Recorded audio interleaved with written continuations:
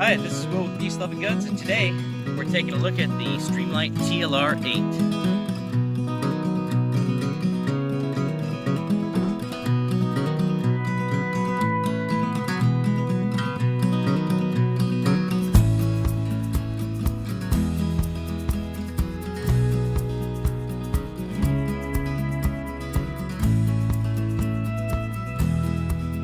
Alright, so this video is for those of you that may be on the fence about getting a weapon light on one of your handguns. I always recommend that someone puts a weapon light on their weapon that's going to be used for home defense. The reason being, target acquisition is very important at night. You do not want to, for example, be like some of these folks that wind up accidentally shooting a family member or friend of the family. That stuff is tragic, and it shouldn't happen. You should identify your targets before you shoot. So, here we have a TLR8. The TLR8, it's a beautiful little light. Notice that it fits with the lines of the pistol, and it's a pretty nice little piece. The TLR8 is the light and laser combo. I like the light laser combos because well, lasers are kind of fun to use. Some people would say they're not super practical or whatnot, but I rather like to use them. I know folks that have used weapons with lasers on them, and sometimes the laser is a deterrent in itself. And anytime that you can not have to shoot your weapon in some sort of situation, that's a win for you. Some would say if your gun comes out, you better be shooting somebody. I don't like that wisdom. There's nuance to self-defense, and if someone turns tail and runs when you pull your gun out, or they turn tail and run when they see a red dot come on off the gun, or a red dot on their chest, or whatever the case may be, and you don't have to shoot a person, that's a better day than shooting somebody and having to deal with the legal and mental ramifications of that. That's bad. So we don't want to do that. So put a weapon light on your home defense weapon. And just as a side note, I recommend your home defense weapon be a pistol, because a pistol can hold a fair amount of ammunition, as well as it enables you to help pull your loved ones away. Maybe you've got little ones. In the event that you've got an intruder in the house or something, you can operate light switches. You can call law enforcement. If you want to barricade yourself in your room, you don't want to have to shoot somebody. They're just in your house to steal something. You want to barricade yourself in the room. All your loved ones are secure or whatnot. Call the police, tuck yourself in a closet, and wait for them to go away without having to use your weapon. That's better than taking somebody's life. So put a light on your gun and have your home defense gun be a pistol. In my opinion, that's my opinion. I've got rifles and stuff that have lights on them as well that will serve double duty, but this is the ideal home defense weapon in my opinion. So put a light on your gun. The TLR8, should you purchase this weapon light? I think that it serves its role wonderfully in the capacity of, hey, this is a light that I can identify targets with at night. The TLR8 supposedly has a 500 lumen brightness. My eyes can't really tell the difference in lumens. I've seen lights that have lower ratings that seem like they have farther throw. There's a science behind light output. You have multiple different designations for very specific scientific definitions. Candelas, lumens. There's a lot of different stuff out there, so it's hard to compare stuff directly unless you're, in a dark room or dark field or whatever the case may be, shining the lights. This, in my apartment, I've probably got a maximum shot of about 25, 30 feet, something like that. I do prefer a laser that's not offset from the bore. The reason because when you sight it in, you're already going to have a gradient of ranges where you're going to be shooting over the dot some amount of inches, this amount of distance from here to here, you're going to be shooting over the dot, and then past a certain point you're going to be shooting under the dot. So that variation is already there, inherent with the laser, functionally within the ranges that we're going to use it, or you're likely to use a handgun anyway. It's going to functionally be on point. That's fair. I don't like the lasers that are off center from the bore unless they're going to be for really close range weapons, like say a snub nose revolver that's your concealed carry, you got a crimson trace on it or whatever. Those things work very well for me to you distances. Something like this I feel like is something that can reach out just a little bit further, and there's less liability in using it because you know that your shots are going to be on left and right and within a 3 or 4 inch group on a man-sized target. Should you buy this weapon light?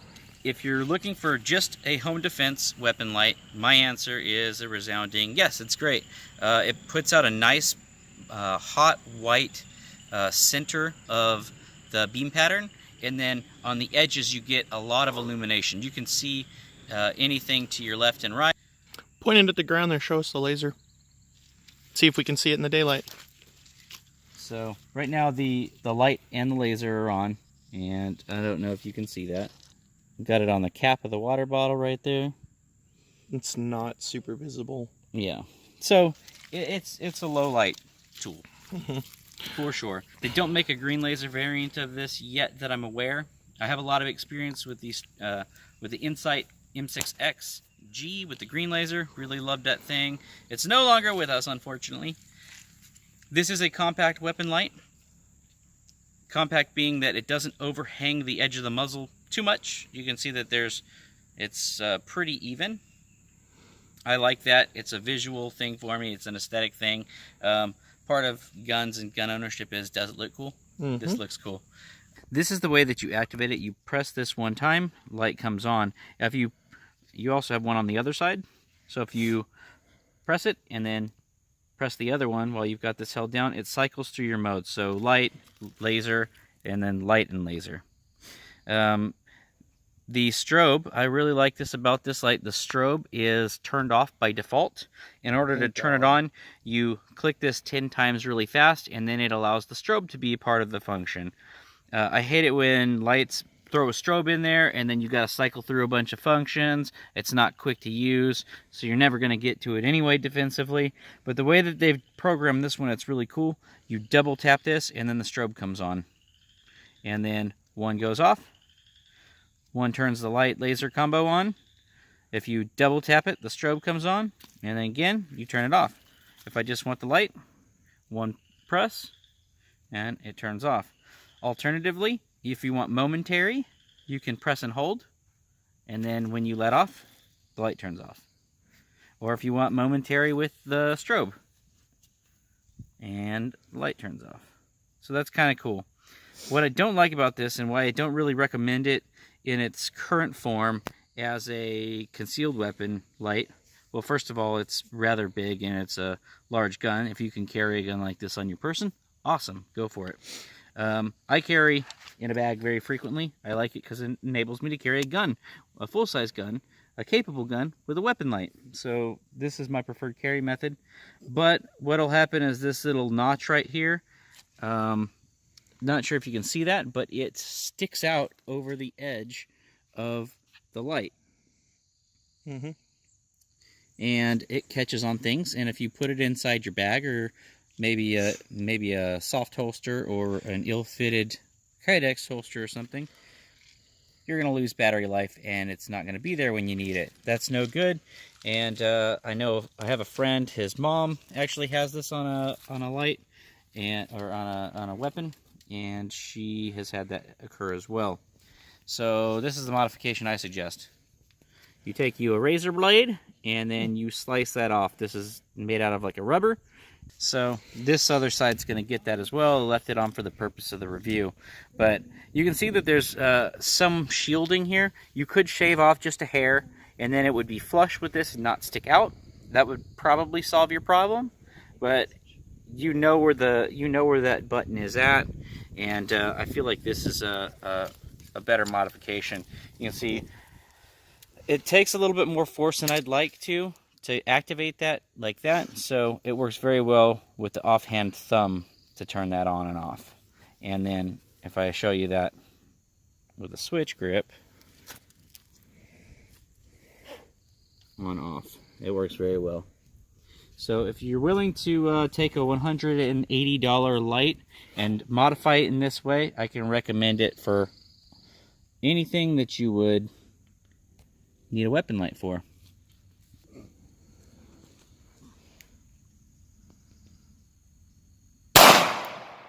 That was incredibly low. There it is.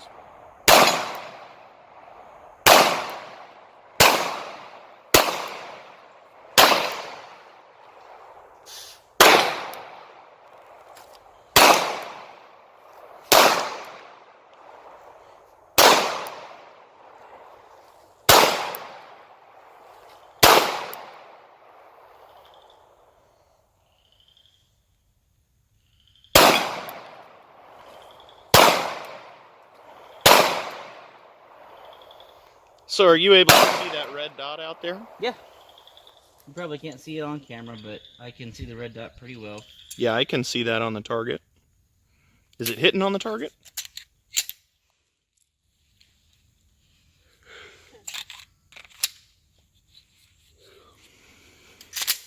So is that laser zeroed at this range, or? It's not. It's zeroed much closer. Mm-hmm. So I'm probably experiencing the laser. My rounds are hitting low of the point of aim. So I'm trying to aim high and still hit the steel, but it's off to the side. Maybe not. I may just be jerking the trigger. Either way, this is not the intended use of this.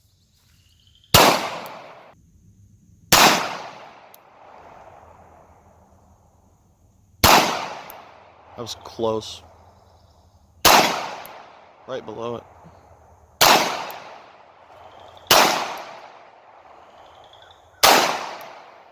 Let's move forward a little bit. Okay. I mean, it's close enough to let him know you're close.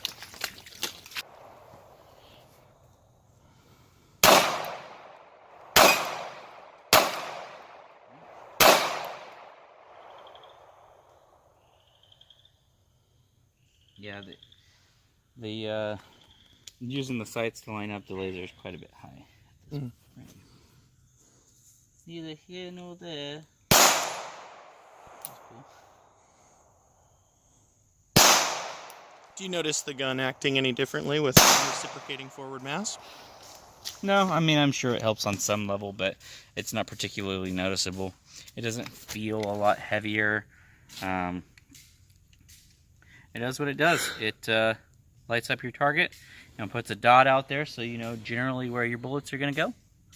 And if you're willing to modify it in the way that I've modified it, it's a near perfect weapon light. Otherwise, I would recommend the TLR4 or even the TLR1 or 2. Those are great as well. They've got the paddle on it, which is really easy and simple.